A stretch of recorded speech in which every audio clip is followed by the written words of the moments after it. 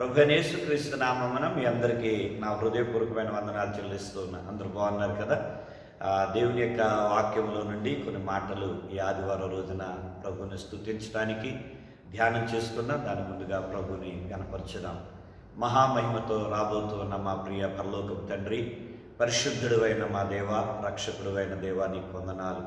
నీవు మా ప్రభుడుగా, మా రక్షకుడుగా, విమోచకుడుగా ఉన్నా.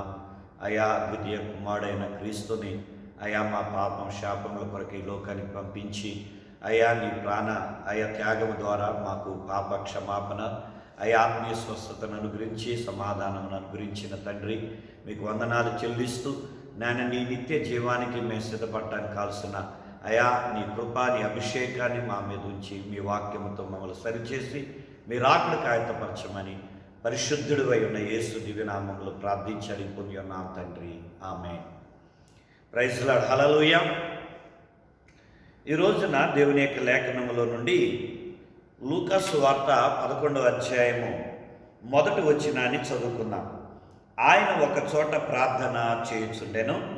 ప్రార్థన చాలించిన తరువాత ఆయన శిష్యులలో ఒకడు, ప్రభువా, యోహాను తన శిష్యులకు నేర్పినట్టుగా మాకును ప్రార్థన చేయ నేర్పమని ఆయనను అడిగెను. దేవుడి మాటలు మన వెనుకల్లో దీవించునుగాక, ఆమేన్. ప్రియమైనటువంటి సంగమా, ఇక్కడ ఇద్దరు వ్యక్తులు ప్రార్థన చేసే ఇద్దరు వ్యక్తులు మనం చూస్తూ ఉన్నాం. ఒకరు మన రక్షకుడును విమోచకుడైన ప్రభువైన యేసుక్రీస్తు వారు. ఆయన ప్రార్థన చేస్తూ ఉన్నట్లుగా శిష్యుడు గమనించారు. ఆ తర్వాత రెండో వ్యక్తి ఎవరంటే బాప్తిస్మం ఇచ్చి యోహాను ఆయన ప్రార్థన చేస్తున్నట్లుగా వారు మాట్లాడుతూ ఉన్నారు. ఆయన ప్రార్థన చేయటమే కాదు, ఆయన ప్రార్థన తన శిష్యులకు కూడా నేర్పించాడు అని యేసు ప్రభువు ఏర్పాటు చేసుకున్న 12 మంది అపోస్తలులు అక్కడ అంటూ ఉన్నట్లుగా రాయబడుతూ ఉన్నది. కనుక మనం ఇక్కడ గమనించేది ఏంటంటే ప్రార్థన అంటే దేవుని మీద ఆధారపడుట. మరి బాప్తిస్మం ఇచ్చి యోహాను అతడు ఒక ప్రవక్తగా ఉన్నాడు, అతడు హతసాక్షిగా ఉన్నాడు. మరి స్త్రీలు కనిన వారిలో ఆయన లాంటి గొప్పవాడు లేడు అని మరి 7వ అధ్యాయం 28వ వచనంలో ప్రభువే సాక్ష్యం ఇస్తూ ఉన్నారు. అలాగే ఆయన ఈ లోకానికి యేసు ప్రభుని పరిచయం చేసిన వ్యక్తి, యేసయ్యకి బాప్తిస్మం ఇచ్చిన వ్యక్తి కూడా ఆయనే. అలాగే తల్లి గర్భములో ఉన్నప్పుడే మరి పరిశుద్ధాత్మతో నింపబడిన వాడై గంతులు వేస్తూ దేవుని స్తుతించాడు అని లూకాసు వార్త 1వ అధ్యాయము మనం 41వ వచనములో చూస్తూ ఉంటాం. మరి ఇలాంటి బాప్తిస్మం ఇచ్చే వానికి ప్రార్థన అవసరమా? ఇంకా దేని గురించి ప్రార్థన చేయాలి ఆయన? మరి అన్ని విషయాల్లో మంచి సాక్ష్యం కలిగి ఉన్నాడు కదా అని అంటే, ప్రతి వ్యక్తికి కూడా ప్రార్థన అవసరమైనది, మనం ఏ స్థితిలో ఉన్నా. మరి అలాగే యేసయ్య ఆయన కూడా ప్రార్థన చేశారు. ఆయన ప్రార్థన చేయాల్సిన అవసరం ఏమున్నది అని ప్రశ్నించుకుంటే ఆయనకేమైనా కష్టమా, నష్టమా, ఇబ్బందా, బాధ, దుఃఖమా ఏముంది? ఏమీ లేదు. మరి ఎందుకు ప్రార్థన చేయాలా? ఎవరి కొరకు ప్రార్థన చేస్తున్నారంటే ఆయన కొరకు కాదు, ఆయన ఈ లోకంలో ఉన్న పాపుల రక్షణ కొరకే, ఆ తండ్రి చిత్తము నెరవేర్చబడుట కొరకే, మనమందరము కూడా నరకము నుండి తప్పించబడాలని ఆయన విజ్ఞాపన చేస్తూ ఉన్నాడు. అందుకనే ఆయన ప్రార్థన కొనసాగుతూ ఉన్నది. కాబట్టి ఇక్కడ గమనించేది ఏమిటి మనం అంటే, ప్రార్థన అనేది ప్రతి వ్యక్తికి కూడా అవసరమే. మనం గొప్పవారమైన, మన గొప్ప ప్రార్థనా పనులు అనుకుంటాం, మనం గొప్ప విశ్వాసులు అనుకుంటాం, నాకు వాక్యం బాగా తెలుసు అనుకుంటాం, నేను బాగా దేవుని ఆరాధించే వ్యక్తిని, పాటలు బాగా పాడతా, నాకు బాగా పాటలు వచ్చు, నాకు గొప్ప తలాంతులు ఉన్నాయి. నువ్వు ఏది కలిగి ఉండు, నీ డబ్బు ఉన్నాయి, అధికారం ఉన్నాయి, లేదా భూములు ఉన్నాయి, ఏదన్నా ఉన్నాయి, నీ జీవితంలో ప్రార్థన అనేది లేకపోతే, ప్రార్థన అనగా దేవునితో మాట్లాడుట, నువ్వు ప్రతిదినం దేవునితో మాట్లాడే ఆ సహవాసము నీలో లేకపోతే నీవు ఆ రోజే చల్లబడిపోతావు, చప్పబడిపోతూ ఉంటావు. కనుక ప్రార్థన అనేది మన జీవితంలో అనుదినము కూడా కావాలి. మన పితరులను గురించి మనం చూస్తే అబ్రహాము గొప్ప ప్రార్థనాపరుడు, ఇస్సాకు ప్రార్థనాపరుడు, యాకోబు ప్రార్థనాపరుడు, మోషే ప్రార్థనాపరుడు, మరి అలాగే యోషువ ప్రార్థనాపరుడు, యోసేపు ప్రార్థనాపరుడు, ఏలియా, ఎలీషా, దానియేలు, అతని స్నేహితులు, నెహెమ్యా, ఎజ్రా, బైబిల్లో మనం అనేక మందిని, మరి ఎస్తేరు స్త్రీల్లో, అలాగే రూతు దేవుని మీద ఆధారపడింది, కనుక దేవుని మీద ఆధారపడి ప్రార్థన చేస్తే దేవుడు మనల్ని ఉన్నతమైన స్థితిలో ఉంచుతాడు. ఇంకా ఇంకా ఇంకా మనల్ని ఘనమైన స్థానంలోకి ఆయన తీసుకువెళ్తాడు. అందుకనే మనం ప్రార్థన చేయాలి. అయితే ఇక్కడ ఈ చదువుకునే వాక్యములో మన యొక్క ఇద్దరు వ్యక్తుల యొక్క జీవితాలు ఇరువురు కూడా మరి ఒకరు ఆ మెస్సయ్యని పరిచయం చేస్తే ఆ మెస్సయ్య మన పాపముల నుండి విడిపించడానికి తన విలువైన ప్రాణమును అర్పించిన వ్యక్తిగా ఉన్నారు. ఇలాంటి ఇద్దరు వారు గొప్ప ప్రార్థనా పనులుగా మనకు చూపిస్తూ ఉన్నారు. అయితే మనం గమనించినట్లయితే ఈ కింద 5వ వచనము నుండి 11వ అధ్యాయం లూకా సువార్త 5వ వచనం నుండి 13వ వచనములో ఇక్కడ ఒక ఇద్దరు స్నేహితుల గురించి వ్రాయబడుతుంది.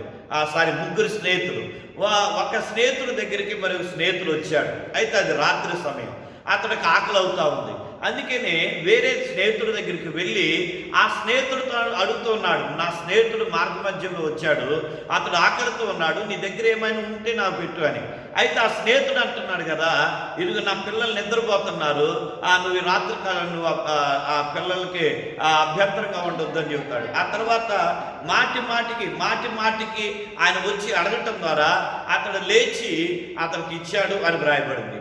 అలాగే మరి యేసు ప్రభు వారు అంటూ ఉన్నారు, మన తండ్రి ఒక స్నేహితుడే మరి అలాగే ఇచ్చినప్పుడు, అలాగే ఈ లోకంలో ఉన్న తండ్రి తన బిడ్డ ఏది అడిగితే అది ఇస్తాడు కదా, అడిగిన దానికి వేరేది ఇవ్వడు కదా అని యేసు ప్రభు వారు అక్కడ మనకు బోధిస్తూ ఉన్నారు. ఈ బోధలో మనం గమనించాల్సింది ఏంటంటే ఇక్కడ అక్కడ స్నేహం కనపడుతుంది, కానీ ఇక్కడ మన జీవితంలో మన దేవుని దగ్గరికి వెళ్ళి దేవుని మీద ఆధారపడితే ఒక తండ్రికి కుమారునికి ఉన్న సంబంధం అనేది మనం కలిగి ఉంటాం. స్నేహబంధం కాదండి, తండ్రి కొడుకుల మధ్య ఉన్న ఆ రక్త సంబంధం అది మనం కలిగి ఉంటాం. అది మనం నేర్చుకోవచ్చు. రెండవదిగా మరి పదే తలుపు తట్టుచూ ఉన్నాడు అని వ్రాయబడుతుంది. మన తండ్రిని మనం పదే అడగాల్సిన పని లేదు. మన విశ్వాసముతో గంటల తరబడి కాదు, విశ్వాసముతో మనం ఒక్క నిమిషం ప్రార్థన చేసినా ఆ ప్రార్థన తండ్రి వింటాడు.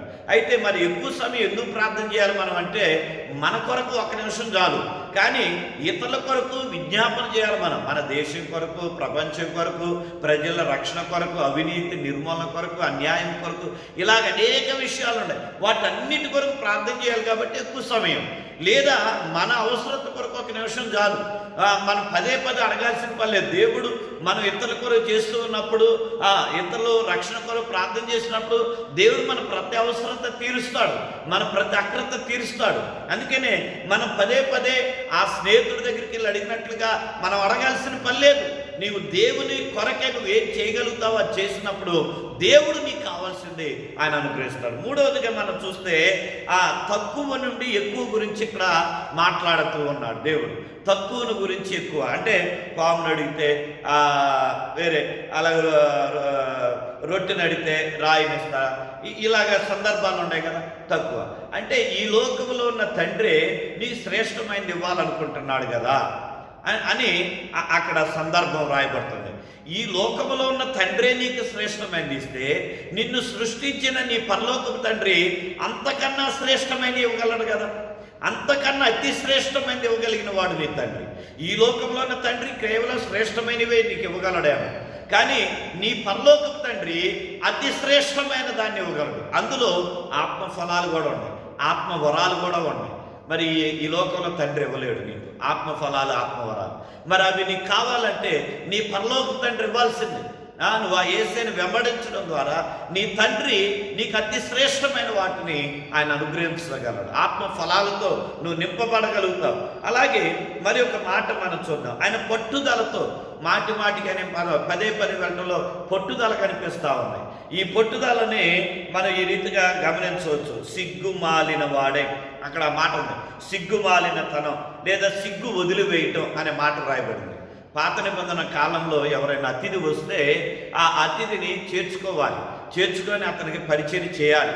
ఆయన ఇంట్లో తినడానికి లేకపోతే పోయి ఎక్కడ నడుక్కొని ఆయన తీసుకొచ్చి అయినా వాళ్ళకి ఆతిథ్యం ఇవ్వాలి, లేకపోతే ఆ ఊర్లో పరువు పోతుంది. కనుక ఈ యొక్క వ్యక్తి కూడా ఆ ఊరు పరువు పోకూడదు.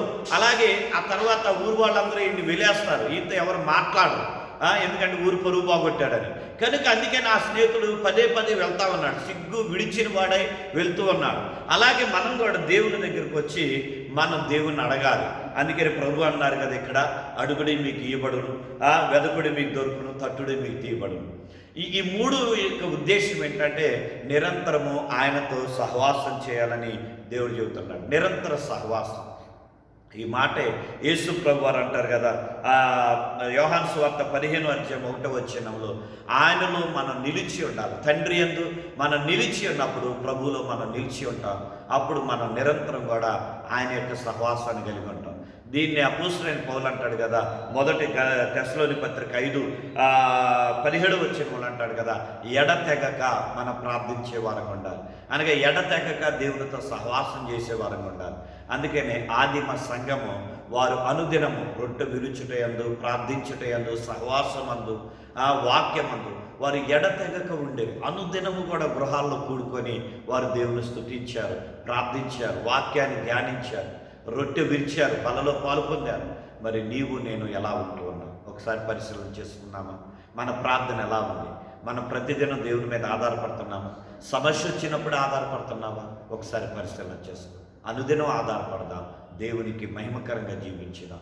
పరిశుద్ధుడా, నమ్మదగిన మా తండ్రి, ఈ కొద్ది మాటలు మా జీవితంలో ఆశీర్వాదకరంగా ఉన్నట్లు, మా ప్రార్థన జీవితంలో మేము గొప్ప మార్పును కలిగి అయ్యా నిరంతరము నీతో సహవాసం చేయటానికి, అయ్యా నీ మీద ఆనుకొని ముందుకు వెళ్ళటానికి ప్రార్థన అభిషేకంతో మమ్మల్ని నింపి నీ రాకడికి ఆయత్తపరచమని మా ప్రియ బిడ్డలను, మమ్ములను, ఈ ఛానల్లో ఈ వాక్యం వింటున్న ప్రతి వారిని అప్పగించుకుంటూ యేసు నామములో అడిగి ఉన్నాం తండ్రి, ఆమేన్. తండ్రి, కుమార, పరిశుద్ధాత్మ త్రియేక దేవుని సన్నిధి తోడైండి దీవించునుగాక. ఆమేన్, ఆమేన్, ఆమేన్. May God bless you. దేవుడు మీకు సమాధానం కలుగజేయగా.